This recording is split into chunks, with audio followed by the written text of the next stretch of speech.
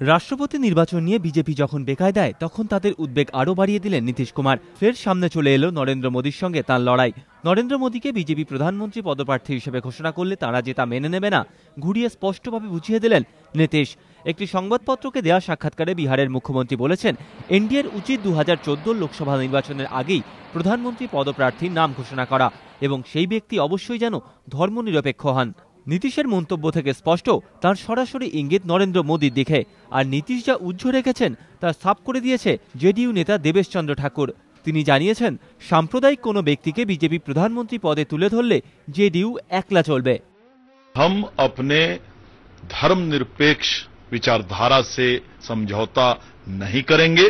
हम किसी भी सांप्रदायिक छवि वाले आदमी को प्रधानमंत्री के पद पर कबूल नहीं करेंगे, चाहे इसका जो परिणाम हो। জেডিইউ এর মোদী বিরোধিতার বিষয়টিকে খাটো করে দেখানোর চেষ্টায় তৎপর হয়েছেন সদ্য এনডিএতে যোগ দেয়া সুব্রমণ্যম স্বামী। বিষয়টিকে এনডিএর অভ্যন্তরীণ ব্যাপার বলে এখনই কিছু বলতে চাইছে না কংগ্রেস। আর তার মন্তব্যে বিতর্কের সূত্রপাত হলেও তিনি যে তার অবস্থানে অনড় তা স্পষ্ট করে দিয়েছেন নীতিশ কুমার।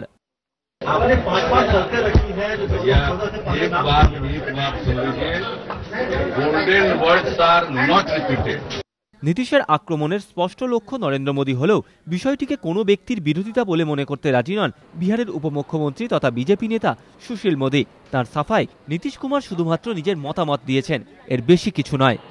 এবিপি আনন্দ।